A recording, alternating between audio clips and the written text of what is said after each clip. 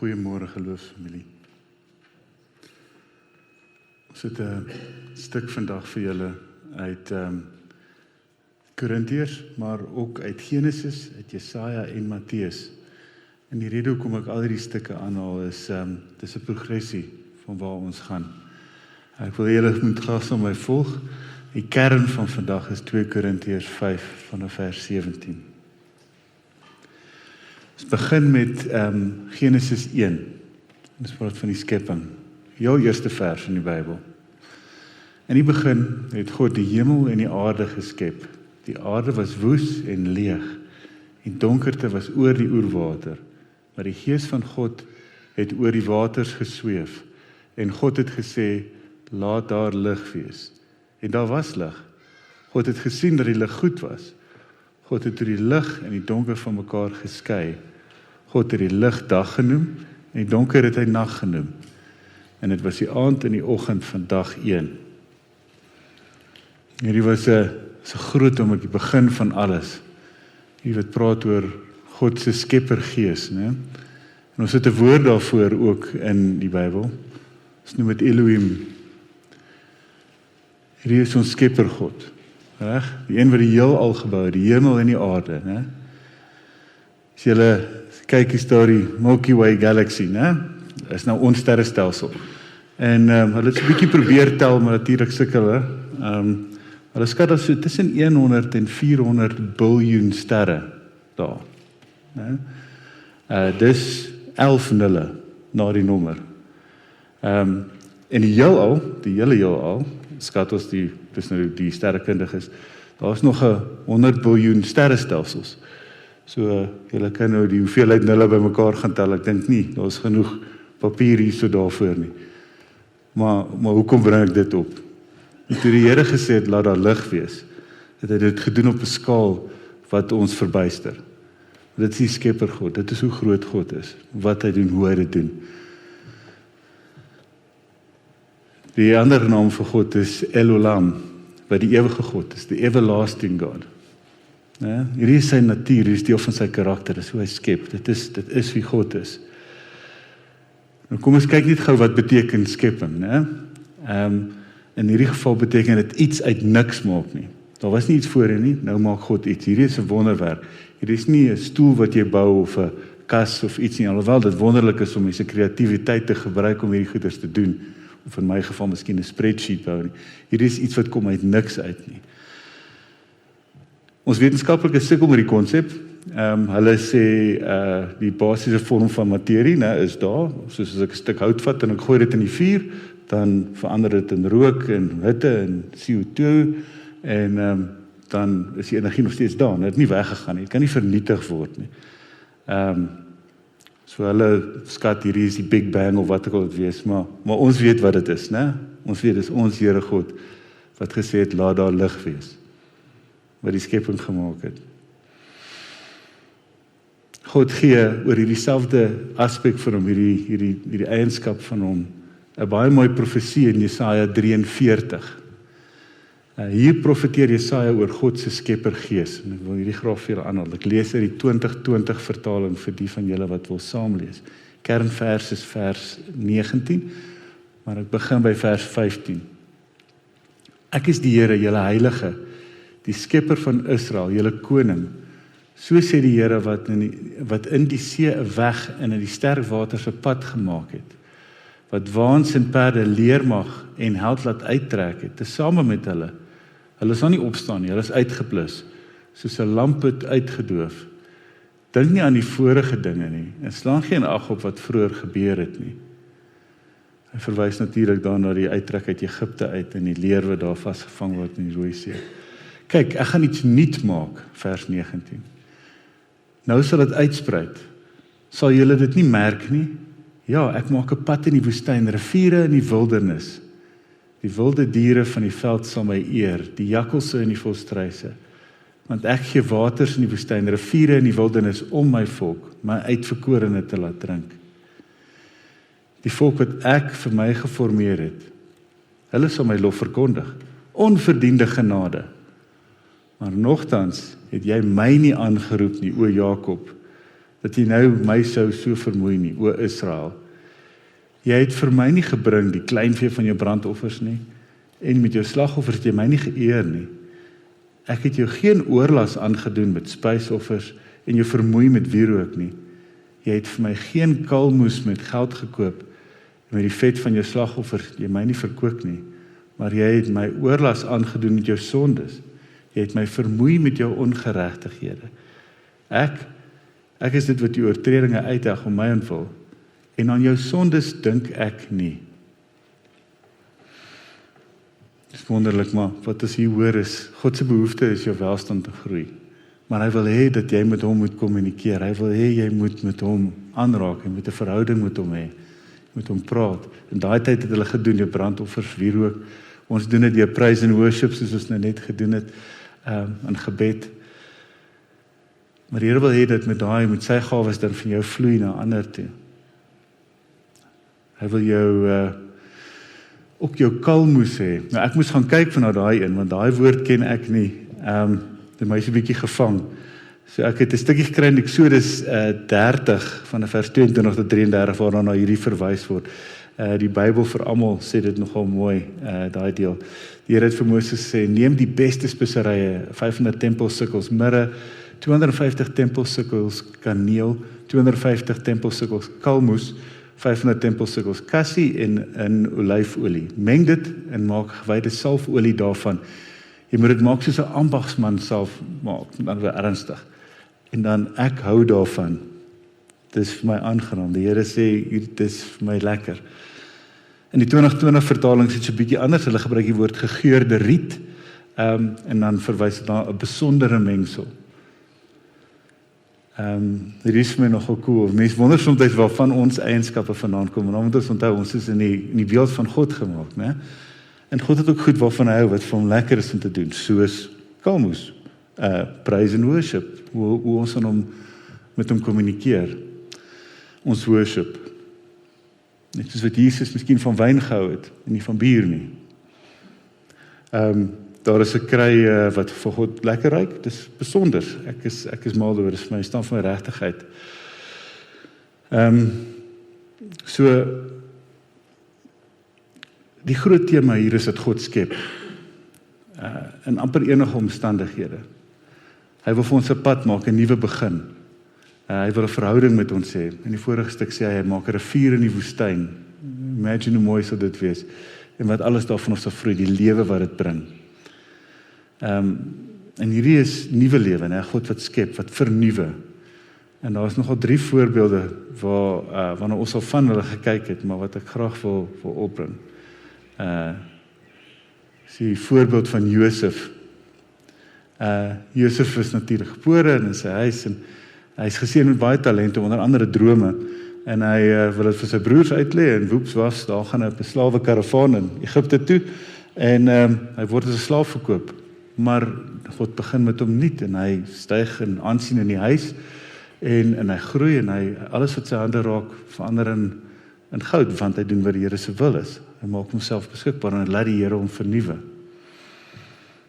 Daar is natuurlik moeilikheid, vrou met slegte bedoelings raak betrokke, en hy word in die tronk gegooi. Maar weer eens is daar vernuwing. Die Here vergeet hom nie daar nie, hy bring hom uit daai plek uit, hy laat hom groei. Tot op die punt waar hy vir Farao adviseer word. En natuurlik dit red later sy familie. So gebruik die Here hierdie dinge om ten goeie mee te werk. Moses is ook vir my 'n great voorbeeld. Dit begin nogal erg, né? Moses wat eintlik om die lewe gebring moes word, want Herodes het besluit eersgeborenes moet uitgehaal word, né? Maar hy word in 'n bissiemaatjie gesit en 'n prinses red hom. Daar word hy groot in 'n koninklike huishouding, né? Maar hy sien iets wat hy nie van hou nie, en hy slaan iemand dood, né? En dan is hy uitgeweek en hy word uitgegooi.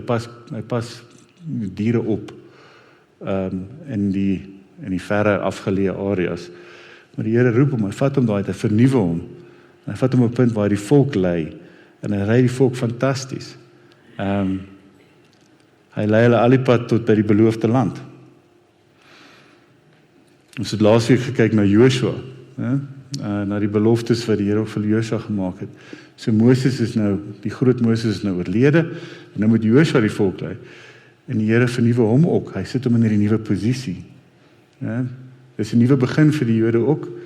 Hulle is uit Egipte verlos en het tot by die beloofde land gekom, baie vinnig, maar hulle het gemoun en gekla. En toe het hulle die groot choke, hulle besluit, hulle gaan nie ingaan nie. Soos die Proteas in 'n wêreldbeker besluit hulle, nee, dis nou klaar. Ons gaan nou nie die res doen nie. En dis verskriklik.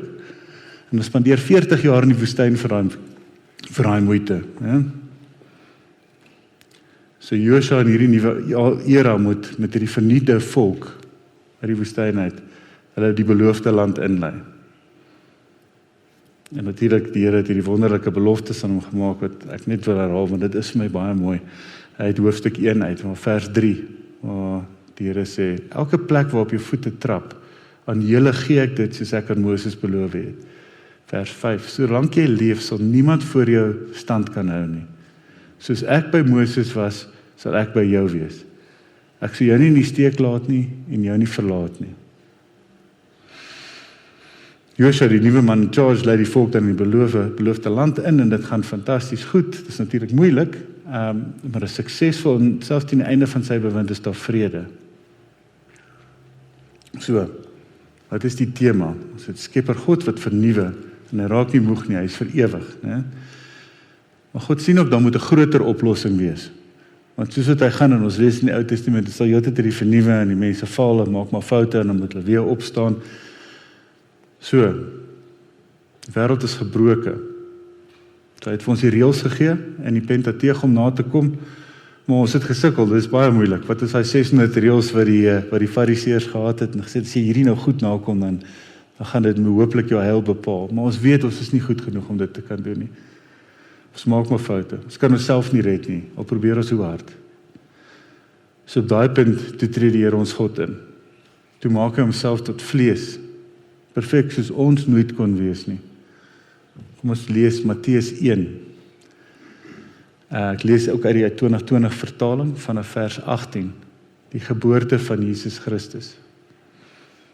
Die geboorte van Jesus Christus het so gebeur, toe Maria sy moeder reeds aan Josef verloof was, maar nog voordat hulle gemeenskap gehad het, het dit gebleik dat sy swanger geraak het uit die Heilige Gees. Omdat Josef haar man wetsgetrou was, maar haar nie in die openbaar wou verneder het nie, het hy besluit om in die geheim van haar te skei. Terwyl hy daaroor nagedink het, het daar skielike engel van die Here in 'n droom aan hom verskyn en gesê, Josef, seun van Dawid, moenie bang wees nie, om Maria as jou vrou by jou te neem nie. Want wat in haar verwek is uit die Heilige Gees. Sy sal geboorte gee aan 'n seun en jy moet hom Jesus noem, want hy sal sy volk van hulle sondes verlos. Dit het alles gebeur sodat wat die Here deur die profeet gesê het vervul kan word. Kyk, die maagd sal swanger word en 'n seun in die wêreld bring. En hulle sal hom Immanuel noem. Wat, as dit vertaal word, beteken, God is met ons. Toe Josef uit die slaap wakker word, het hy gemaak soos die engel van die Here hom beveel het, en hy as vrou by hom geneem. Hy het nie met haar gemeenskap gehad, totdat sy aan die seun geboorte gegee het nie, en hy het hom Jesus genoem. So wonderlik hoe die Here hierdie pad maak, en dan uiteindelik op hierdie punt kom waar, weet, die God vlees raak in hierdie wêreld, en perfek. Maar daar's 'n stukkie wat ek nou geskiep het vooraf, vers 1 tot vers 17. Dis die geslagsregister.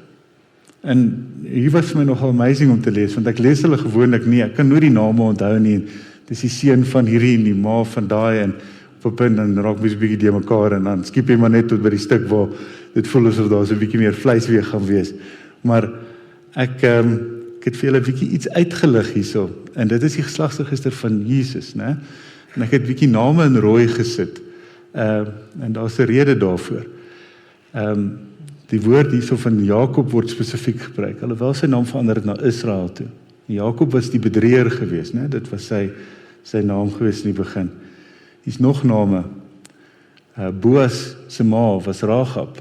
Rahab was die prostituut. Obed was by Rut verwek, en Rut was 'n Moabiet. Sy was nie 'n Jood nie. Dawid het Salomo gehad, en hier gebruik hulle nie Batseba nie. Hulle sê die vrou van Uria. En dan hierna volg 'n hele paar konings se name: Rehabeam, Abia, Joram, Osia, Agas, Manasse, Amon en Jojachin. Nou as jy gaan kyk na daai stukkies in die Bybel, is dit almal wat gedoen het wat verkeerd is in die oë van die Here. Dit is alles konings wat nie die regte pad gestap het nie. En ten spyte daarvan,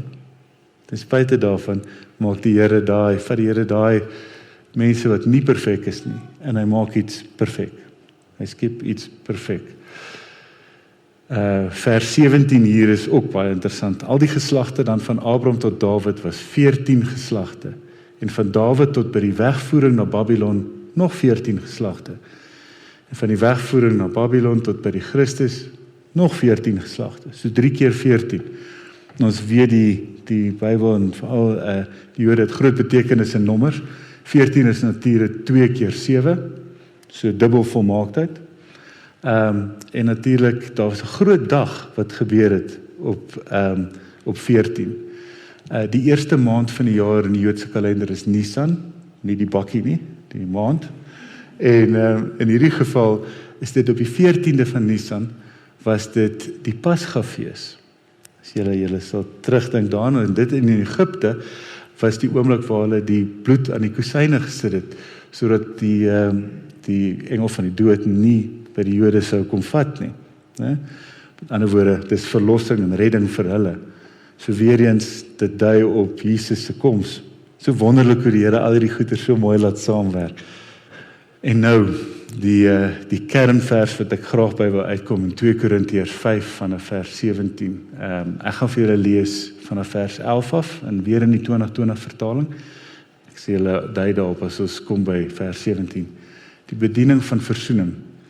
Nou Paulus skryf hierdie is altyd kompleks, so jy moet nou 'n bietjie byhou asseblief. Ek sukkel ook soms met sy goeters. Aangesien ons weet wat ontzag vir die Here is, probeer ons mense oortuig, maar by God is ons deeglik bekend, en ek hoop om ook in julle gewete so bekend te wees. Ons is nie meer besig om onsself by julle aan te beveel nie, maar ons gee julle aanleiding tot roem oor ons, sodat julle iets kan hê teen die wat hulle op die uiterlike voorkoms beroem, en nie die wat op die hart is nie. As ons buite onsself is dit vir God. As ons by ons verstand is dit vir julle. Die liefde van Christus dryf ons, omdat ons tot die insig gekom het, indien een vir almal gesterf het, dan almal gesterf het. En hy terwille van almal gesterf, sodat die wat leef, nie meer vir hulle self leef nie, maar vir hom wat terwille van hulle gesterf het en opgewek is. Gevolglik ken ons van nou af niemand meer na sy uiterlike nie. Selfs al het ons Christus eers na die uiterlike leer ken ons hom nou nie meer so nie. En hier is die kernvers. Daarom, as iemand in Christus is hy 'n nuwe skepping.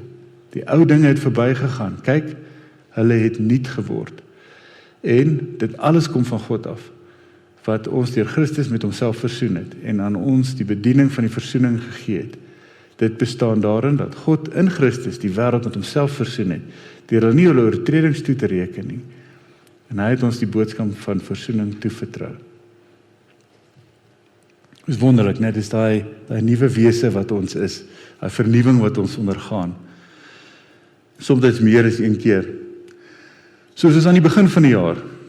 Het julle geweet, as jy gaan kyk na Virgin Active en na gyms hier aan die begin van die jaar, het almal 'n nuwejaarsvoorneme, né? Ons gaan nou begin oefen, en ek gaan op 'n dieetplan gaan, bietjie kilogramme afskud, en dan soos vuur en vlam, ek gaan 'n dry January doen, ek gaan niks drink nie, ek gaan vas, of miskien 'n dry February, né? En dan teen Maart het almal van alles vergeet, en die dieetplanne is weggegooi, en dit is nie meer 'n ding nie, né? Dis nie die vernuwing wat ons wil hê nie, né? Dis nie vernuwing in die gees wat ons wil ondergaan nie, né? Daar is iets wat ons moet hou. Maar vir mense is het maar moeilik, né? Ons is vuur en vlam op hierdie dinge. En dit is nie sleg om 'n voorneme te hê soos dit nie. Dit is niks verkeerd om te vas nie. Om die vlees te onderdruk is goed. Ons moet kan in beheer wees daarvan. Gedissiplineerd wees is fantasties. God is 'n God van orde. Maar ons moet ook maar in balans wees, né? Mens moet maar nog steeds in al 3 aspekte van die lewe, né? Die vlees, die gees en die verstand, né? Ons moet al daai dinge aan werk. Anders gaan ons net nie in balans wees nie. Dit help nie ons soos wonderlike brein, maar ons sit net heeldag en doen niks nie.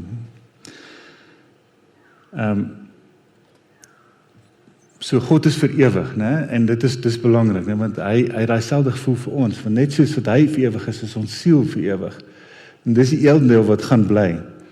Ons brein en ons vlees gaan natuurlik daarmee heen gaan, maar ons siel gaan teruggaan na die Here toe. Ons gees gaan teruggaan na die Here toe.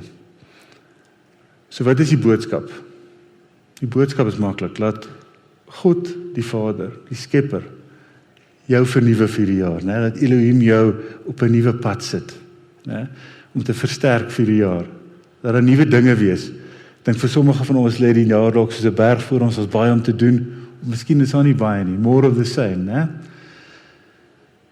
Miskien is hierdie 'n oomblik waar mens iets nuut kan kry om voor te lewe. En vir die van julle wat dit klaar het, miskien is hier net 'n bevestiging daarvan, né?